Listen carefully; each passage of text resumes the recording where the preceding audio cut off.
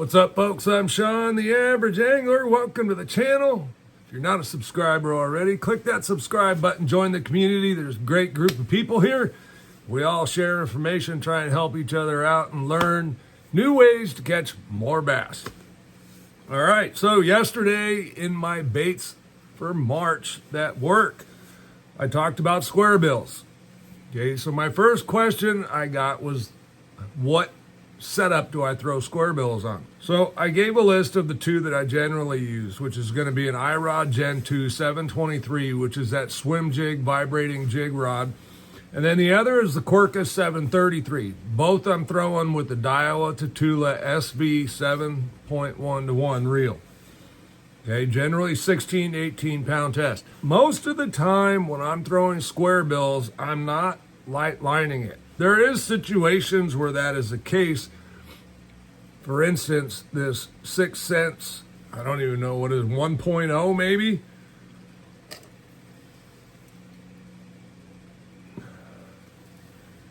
Compared to this bait. Okay, this weighs a 1/4 ounce. This weighs 1.6 ounces. Okay, it's a beast. Just put it next to a speed trap, for instance. Okay, big difference. This bait here, I am going to throw on a 764 Gen 3 iRod. Okay, remember that's that light junk rod. It's got a moderate taper to it. So I can throw treble hook baits on it and do a lot of things with it. So let's start with your average square bill. Right, that is a Lucky Craft 1.5. In my opinion, and this is only my opinion, guys, that Lucky Craft series, and I'm going to pull some out here, I just got to get to them. This Lucky Craft series right here, probably one of the best buys on the market.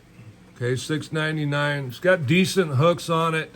Very well made bait. We used to pay 15, 16 bucks for Lucky Craft square bills. In order to compete in the market, a few years ago, Lucky Craft came out with this series. They've got great colors. I don't throw the 1.5s a whole lot, mostly because of where I fish. When I'm on Clear Lake, I generally throw the 2.5 and up. But this time of year, in the springtime, we can really get into a lot of different size baits. These are both pretty big, right? As you see, this is that OSP that I showed you yesterday, which is pretty much a standard size crankbait. I would call that a 2.0. There's the 1.5.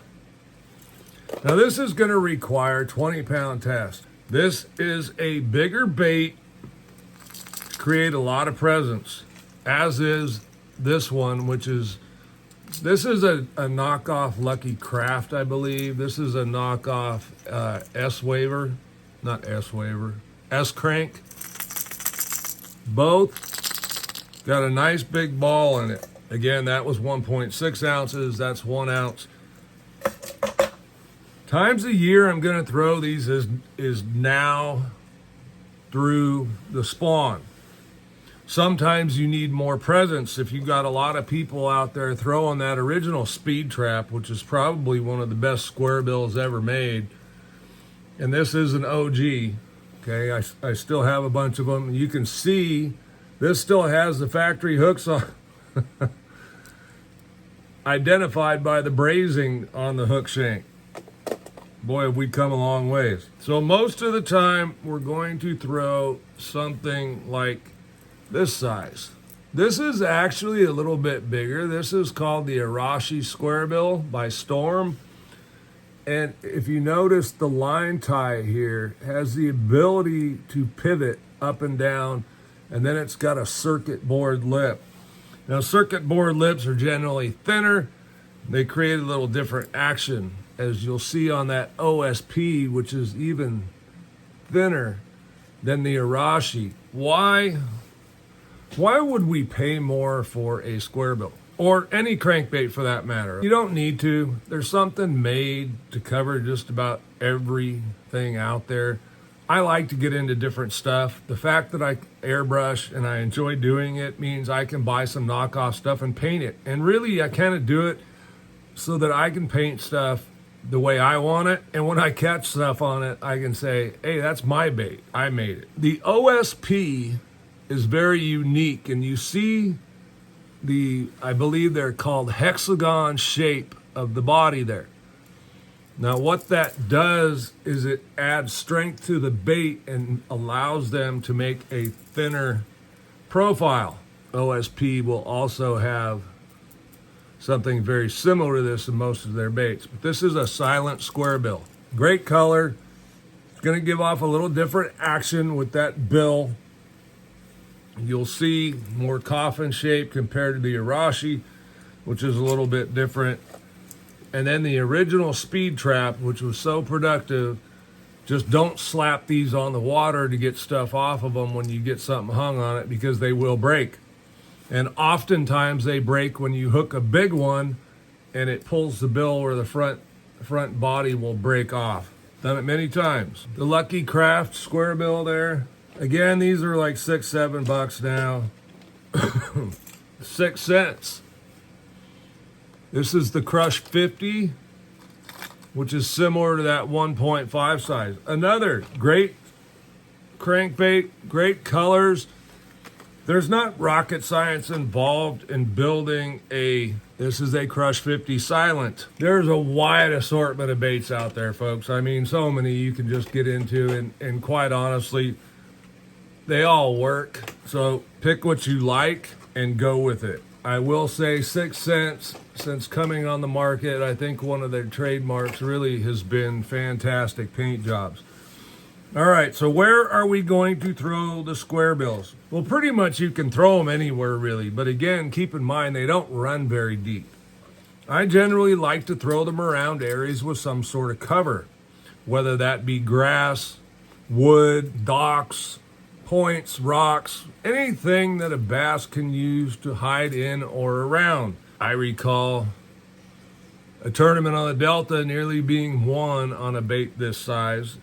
And this one you got to throw on a spinning rod. It's light. It's 1/4 ounce. It's not going to cast real well.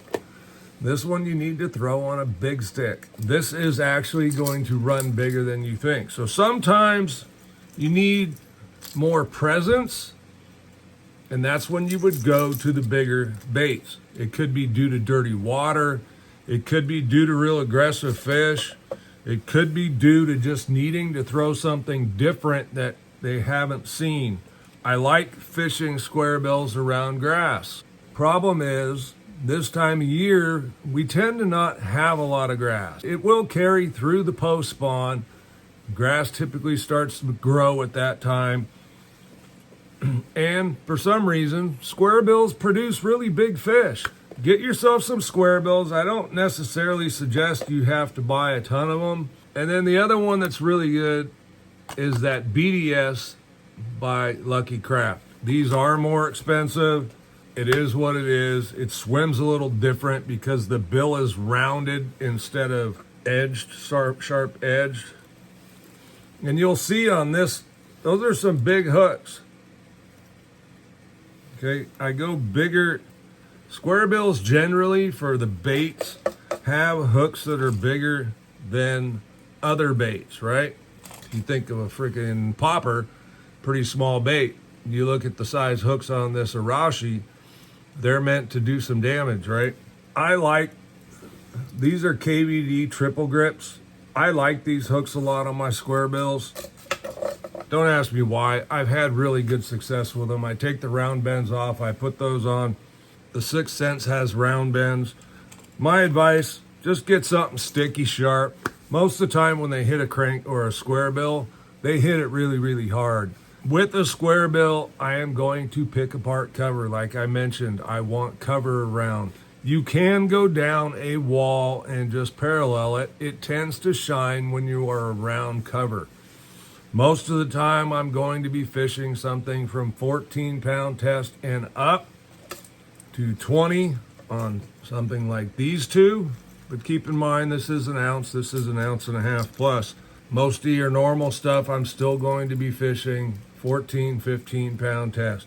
Square bills, you need to be able to hit the fish. You need to be able to pull on them because, again, there's cover involved and we need to get them out. If you got questions, drop them down below. I answer everything.